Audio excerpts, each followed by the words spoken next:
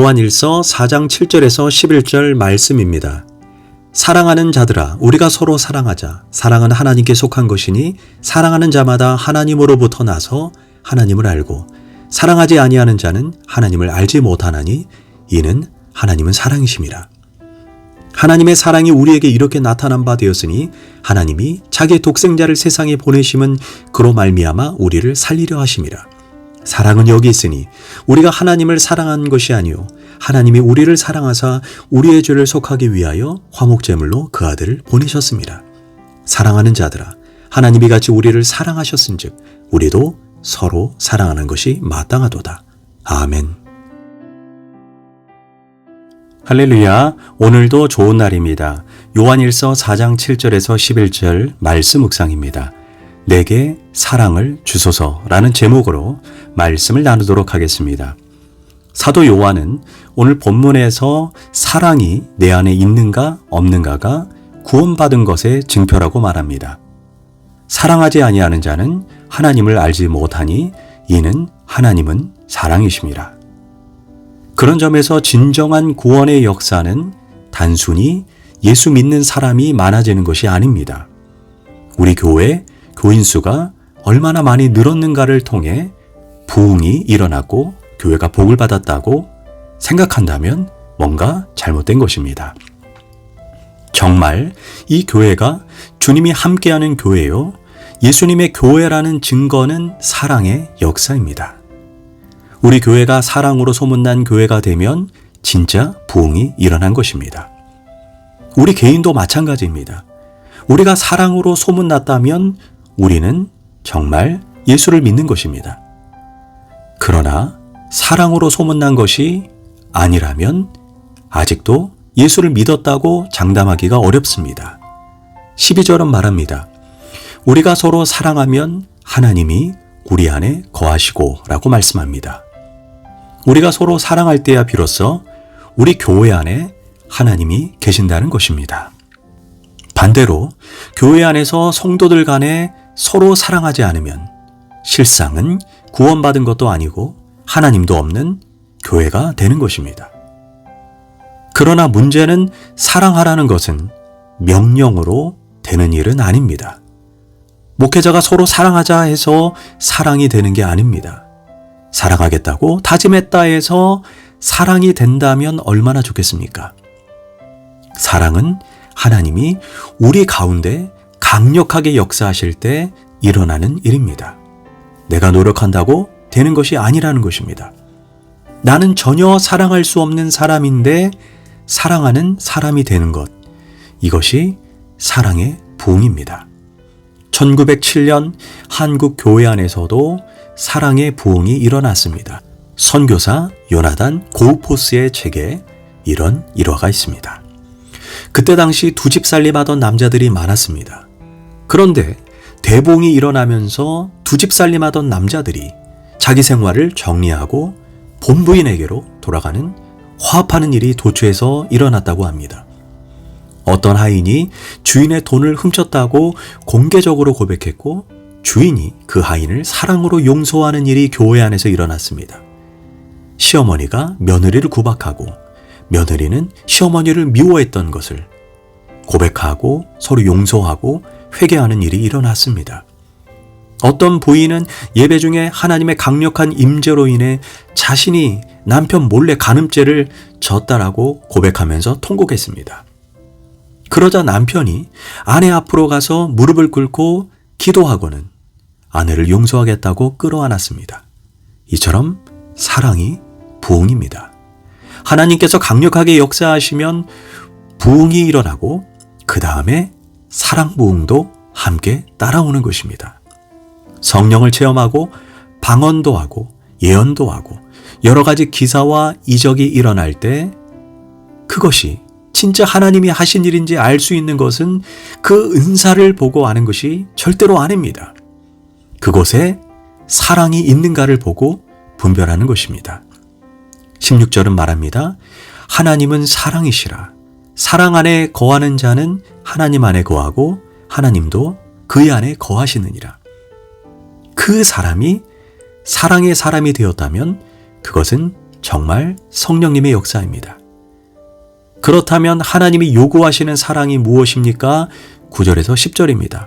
하나님의 사랑이 우리에게 이렇게 나타난 바 되었으니 하나님이 자기의 독생자를 세상에 보내심은 그로 말미암아 우리를 살리려 하심이라. 사랑은 여기 있으니 우리가 하나님을 사랑한 것이 아니요 하나님이 우리를 사랑하사 우리의 죄를 속하기 위하여 화목제물로 그 아들을 보내셨습니다. 하나님이 이같이 우리를 사랑하셨은즉 우리도 서로 사랑하는 것이 마땅하도다. 하나님이 우리에게 보여주신 사랑이 무엇입니까? 진정 지옥에 갈 수밖에 없는 죄인인 우리를 구원하셔서 당신의 자녀로 삼아 주신 것입니다. 어떻게 사랑하셨습니까? 자신의 하나밖에 없는 독생자 예수님을 나 대신 십자가에 죽게 하신 그 뜨거운 사랑입니다. 더구나 우리가 먼저 하나님을 사랑한 것이 아닌 하나님이 우리를 일방적으로 사랑하셨습니다. 그때 우리의 상태가 어떠했습니까? 바울은 로마서 5장 8절에서 우리가 아직 죄인 되었을 때 그리스도께서 우리를 위해서 십자가에서 죽으심으로 하나님이 우리에 대한 사랑을 확증하셨느니라 이렇게 말씀합니다. 즉 우리가 하나님께 반역하고 불순종하고 죄악을 사랑해서 하나님과 원수되었을 때 우리를 조건 없이 사랑하시고 구원하셨다는 것입니다.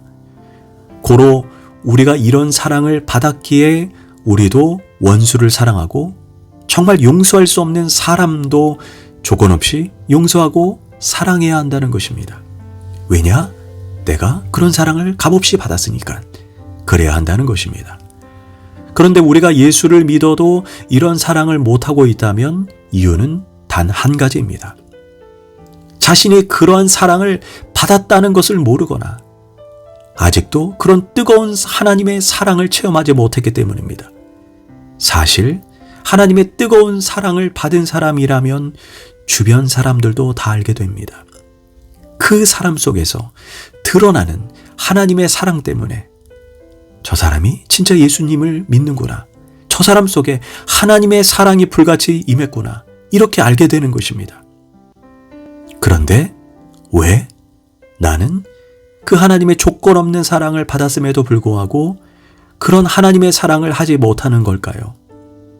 그것은 내가 십자가의 복음, 하나님의 사랑을 수없이 들어도 그 말씀을 문자 그대로 진짜 내 마음으로 믿고 있는지를 돌아봐야 합니다. 아무리 말씀을 많이 읽어도 그 말씀을 믿음으로 받아들이지 않으면 결코 그 말씀이 내 안의 생명으로 역사하지 못하기 때문입니다. 그런데 우리가 말씀을 믿지 못하고 그 조건 없는 사랑을 믿지 못하니까 하나님께서 더 놀라운 역사를 우리에게 행하셨습니다. 아예 사랑의 하나님이 우리 속으로 들어오신 것입니다. 우리를 위해 십자가에서 죽으셨을 뿐 아니라 성령님을 통해 사랑의 예수님이 우리 안에 들어와서 우리와 늘 영원토록 함께 하시게 된 것입니다. 12절 후반부에 하나님이 우리 안에 거하시고 그의 사랑이 우리 안에 온전히 이루어지느니라. 그의 성령을 우리에게 주심으로 우리가 그 안에 거하고 그가 우리 안에 거하시는 줄을 아느니라. 그래서 우리가 하나님의 사랑을 알고 믿고 누리고 예수님처럼 사랑할 수 있는 힘이 생겼다라는 것입니다. 복음서에 나오는 요한을 보면 그는 처음부터 사랑의 사람이 아니었습니다. 그는 우레의 아들이라는 별명을 가질 만큼 성질이 대단했습니다. 그랬던 요한이 서신서에서 계속해서 사랑을 이야기합니다. 사랑의 사도가 되었습니다. 요한이 사랑하려고 결심해서 된 것이 절대로 아닙니다. 예수님 공생의 당시 예수님이 아무리 요한에게 사랑에 대한 말씀을 주셔도 요한은 변하지 않았습니다. 그런데 요한이 성령을 받고 예수님이 그에게로 들어오셨습니다. 그리고 요한이 변화된 것입니다. 예수님이 사랑의 주님이시니 요한도 사랑의 사도가 된 것입니다. 알다시피 사랑은 노력해서 되는 것이 아닌 하나님이 주시는 선물입니다. 예수를 믿으면 자연스럽게 사랑하는 사람이 되어야 합니다. 그런데 만일 우리 안에 사랑이 없다면 이것은 회개해야 할 문제가 아니라 기도해야 할 문제입니다. 하나님, 저에게 그 사랑을 깨닫게 하소서. 하나님, 저에게 그 사랑을 알게 하소서 하고 기도해야 합니다. 고린도전서 12장 31절에서 너희는 더욱 큰 은사를 사모하라. 내가 또한 가장 좋은 길을 너희에게 보이리라. 여기에서 바울이 말하는 더욱 큰 은사는 사랑입니다. 더욱 큰 은사인 사랑을 사모하고 구하고 기도하라는 것입니다. 하나님, 제게 사랑을 주세요. 주님이 구하는 자에게 사랑을 주시겠다고 약속하셨으니 반드시 주셔야 합니다. 저에게 용서할 수 없는 사람까지 사랑할 수 있도록 제게 풍성한 사랑을 부어주소서. 우린 이런 기도를 해야 합니다. 많은 분들이 돈을 구하고 건강을 구하고 자녀가 잘 되게 해달라고 별의별 기도를 다 합니다. 그러나 우리는 사랑을 달라고 기도해 보신 적이 있습니까? 우리가 사랑하지 못해서 회개할 것이 있다면 그것은 사랑을 위해 우리가 기도하지 않은 것입니다. 사랑이 가장 중요하다고 여기지 못하고 산 것입니다. 우리에게 가장 중요한 것이 사랑임을 깨닫고도 구하지 않았다면 그거야말로 회개해야 할 일입니다. 결단해야 합니다. 우리에게 가장 필요한 것이 사랑이고 사랑이 없으면 아무것도 없는 것이나 마찬가지라는 마음으로 주님께 사랑을 달라고 기도해야 합니다. 그때 사랑의 주님이 우리에게 풍성한 사랑을 부어주실 것이고 우리도 예수님처럼 사랑하는 인생이 될 것입니다. 기도하겠습니다. 하나님, 사랑하지 않으면 그는 거듭난 사람이 아니라고 했습니다. 내 안에 사랑을 부어주시고 사랑의 눈으로 내 주변 사람들을 볼 수 있도록 내 마음에 사랑 부음을 부어주소서. 예수님의 이름으로 기도합니다. 아멘.